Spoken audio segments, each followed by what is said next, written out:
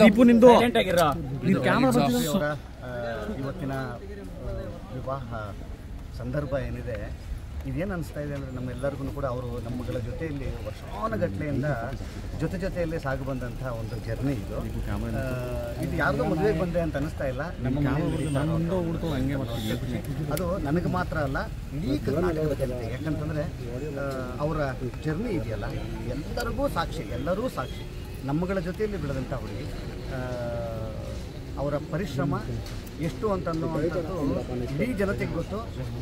ಒಬ್ಬ ಸಹೋದ್ಯೋಗಿಯಾಗಿ ನನಗಿನ್ನೂ ಜಾಸ್ತಿ ಗೊತ್ತು. ಏನಕ್ಕೆ ಅಂತಂತಂದರೆ ಒಂದೊಂದು ಶೋ ಎಷ್ಟು ಗಂಟೆ ಆ ತನಕ ಆಗುತ್ತೆ, ರಾತ್ರಿ 9, 10, 11 ಬೆಳಗಿನ ಜಾವ ಎಲ್ಲ ಶೋಗಳೂ ಕೂಡ ಬೆಳಗಿನ ಜಾವ ನಿರೂಪಕಿಯಾಗಿ ಕೆಲಸ ಮಾಡುವಂಥದ್ದಿದೆ ಗೊತ್ತಾ. ಅವ್ರಿಗೆ ಇನ್ನೂ ಹೆಚ್ಚಿನ ಸಮಯ ಬೆಳಗಿನ ಜಾವ ತನಕ ಶೋ ಮುಗಿಯೋ ತನಕ ಇರಬೇಕು. ನಾನು ಪ್ರತಿ ಸಲನೂ ಅವ್ರ ಕೈ ಇಟ್ಕೊಂಡು ನಾನು ಪ್ರತಿ ಸಲ ಹೇಳ್ತೀನಿ, ಎಷ್ಟು ಇನ್ಸ್ಪೈರಿಂಗ್ ರೀ ನಿಮ್ಮ ಬದುಕು, ಎಷ್ಟು ಇನ್ಸ್ಪೈರಿಂಗ್ ರೀ ಅಂತ.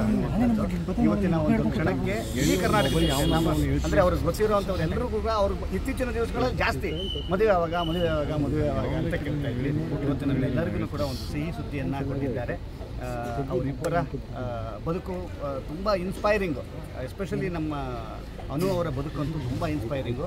ಒಂದು ಮಹಿಳೆ ಕಷ್ಟಪಟ್ಟು ಇಲ್ಲಿ ತನಕ ಬೆಳೆದು ನಿಂತಿದ್ದಾರೆ ಅಂತ ಅನ್ನೋದಕ್ಕೆ ಸಹಸ್ರಾರು ಮಹಿಳೆಯರಿಗೆ ಒಂದು ಮಾರ್ಗದರ್ಶನ, ಒಂಥರ ಮಾದರಿ ಅಂತಂದರೆ ತಪ್ಪಾಗಲ್ಲ. ಇವತ್ತು ಗೆಳೆಯನಾಗಿ ಬಂದಿದ್ದೇನೆ, ಅವರ ಸಹೋದ್ಯೋಗಿಯಾಗಿ ಬಂದಿದ್ದೇನೆ, ಅವರ ಸಹೋದರನಾಗಿ ಬಂದಿದ್ದೇನೆ, ಎಲ್ಲ ಆಗಿ ಬಂದಿದ್ದೇನೆ. ಇವತ್ತು ಅವ್ರನ್ನ ಹರಿಸೋದ್ರಲ್ಲಿ ಸಿಗುವಂಥ ಖುಷಿ ನನಗೆ ಇವತ್ತು.